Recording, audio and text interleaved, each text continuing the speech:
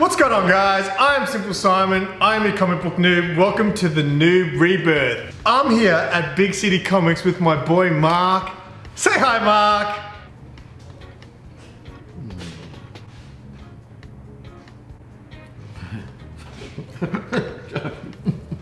Hi, Mark. We haven't filmed for quite a few weeks, so we've got a lot of catching up to do. So we don't really have a topic today. We're just gonna go with the flow, right? Go with the flow. Let's do this.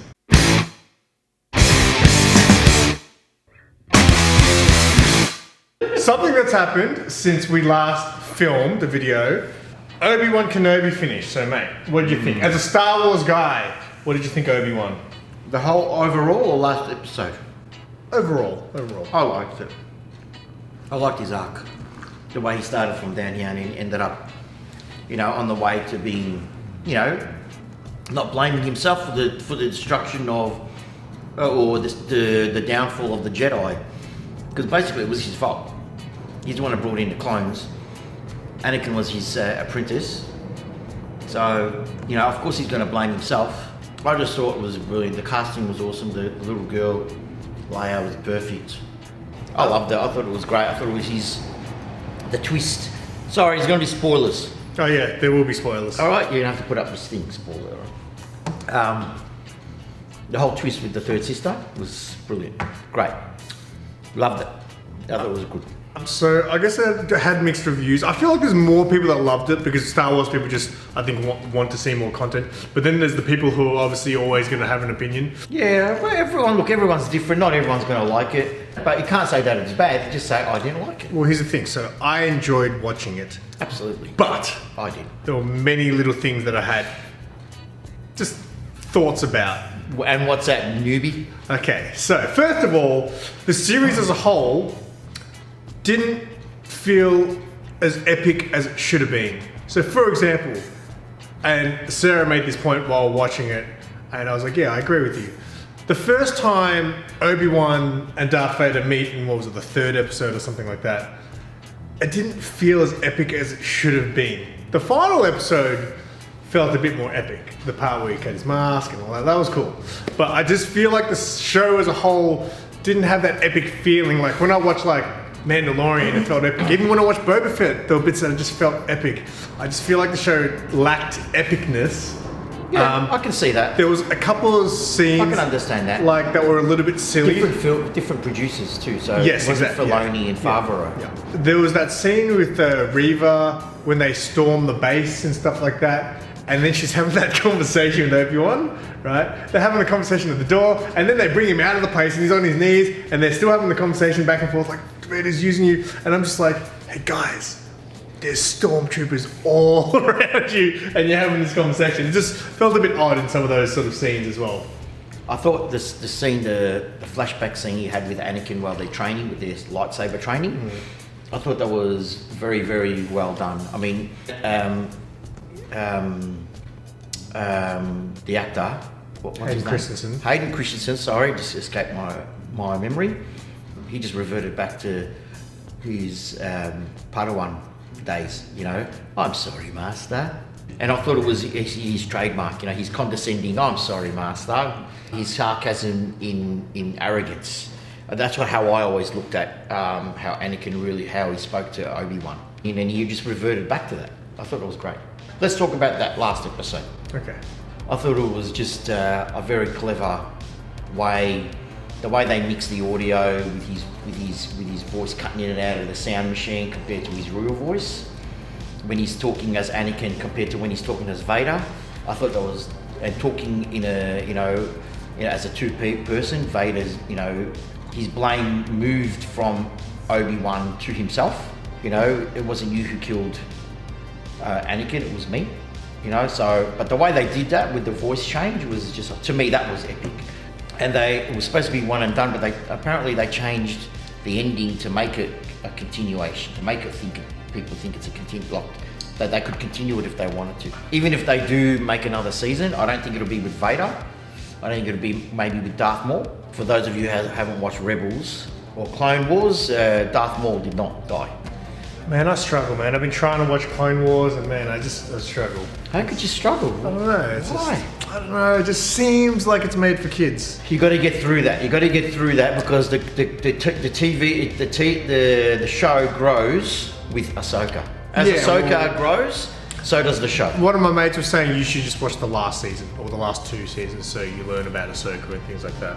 There's whole episodes about Mandalore and the Death Watch, and you understand when you're watching the Mandalorian. You understand when what's her name? What's the other Mandalorian? Armorer.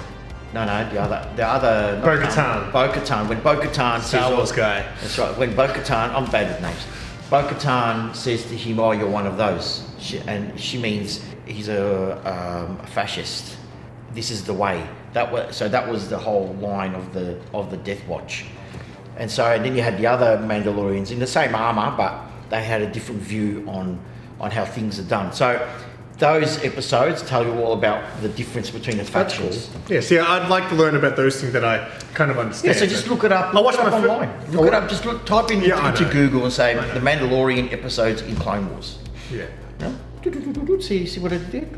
Well, enough of the Star Wars guy talk. How about any comics, man? You read any comics recently? Yes, I have. I've been reading Eternals. Well, I've been reading it since issue 1.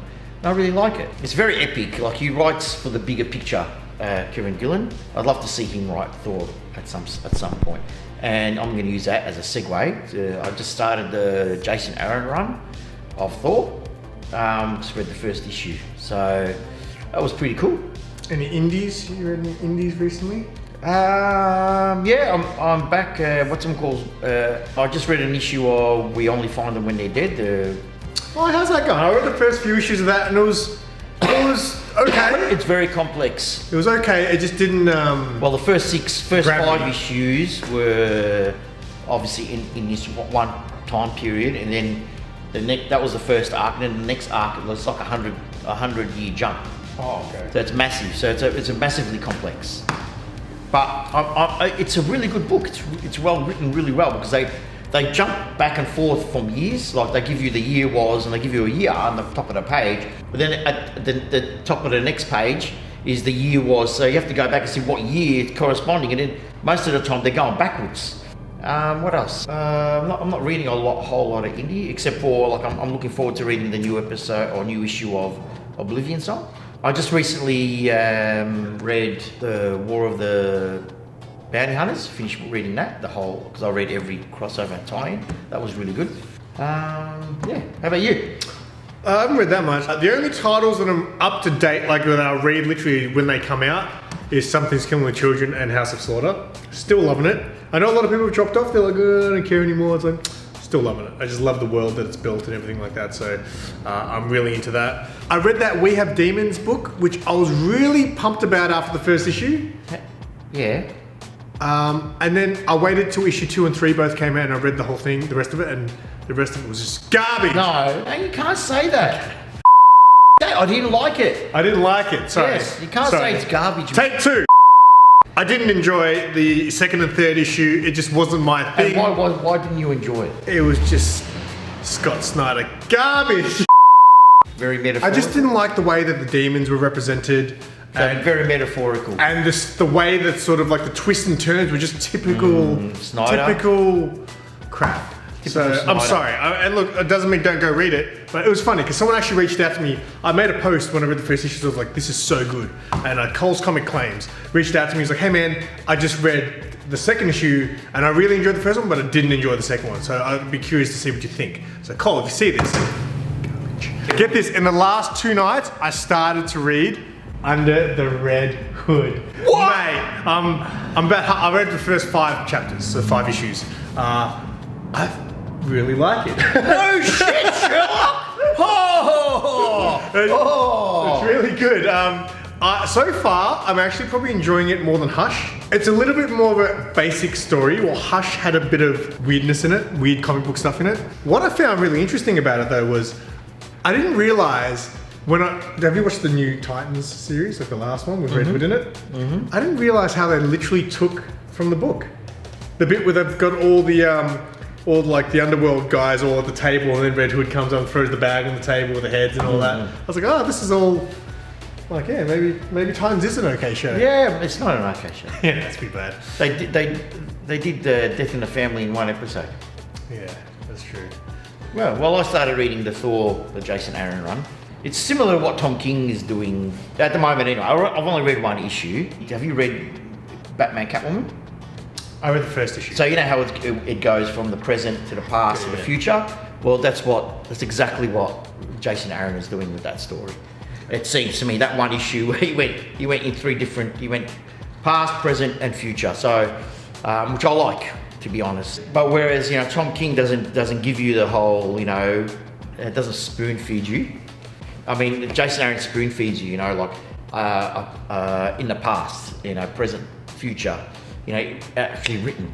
Tom King It's like, wait, what just happened? Yeah, just exactly. He doesn't spoon feed you. You have to work it out with the fashion or with the conversation, and because in Tom King's Batman Catwoman, each conversation in the future, and if it doesn't finish off in that issue, it continues in the second issue. So it's 3 different stories told at different points of time, but told in the same book. If that makes any sense. Which is why Tom King's better read in.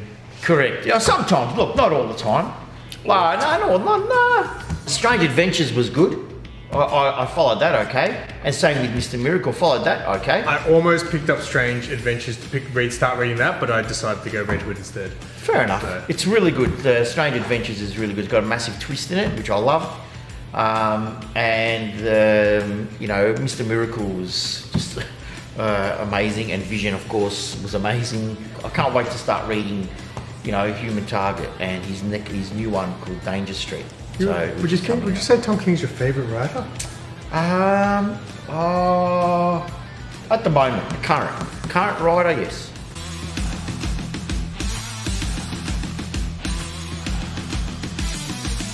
In the old days, I had others. I have Greg Rucka. So yeah, of course, yeah. Tom King's probably my favourite writer at the moment, and Jeff Johns has always been a good writer. I've always been I liked his stuff. I would love to see him on a regular series again, like a Batman or a detective or a Flash again, or back on Green Lantern. How about you? Who's your favourite writer at the moment? Who's my favourite writer? I don't know, man. Tom Taylor's always very good, my bestie. He's bestie. You're gonna put up a photo here? Yeah, make that happen. With you and him together, yeah? I obviously like a lot of the stuff Tynan's writing. The Closet, I read that as well recently. Tynan's The Closet. Who's writing that? Tynion, Tynan, however you want to say it. The fourth? They're probably 2 that stand out just because there's not much they write that I don't enjoy. Alright guys, that is all we have for you today. Back in the day when we first started doing this, we didn't have an agenda or a topic. Back in the day. We just talked, and then the topic would come. I'd name the video based on whatever we talked about. So, listen here, young sunny boy. Don't talk back to me.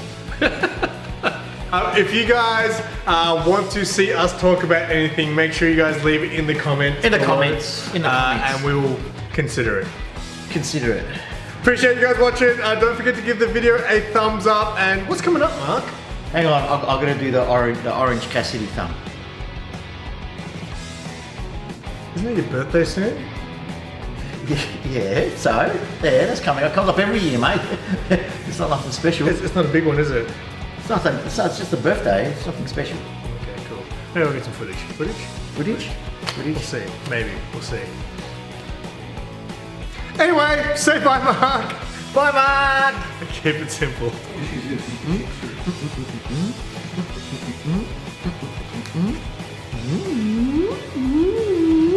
What else did I read? Be kind. I know. No, look, like I said, just because I don't like something doesn't mean, most people hate stuff that I like. So, yeah. Like your hair. What? You don't like my hair? This is the man who's had his hair. How long have you had the hairstyle?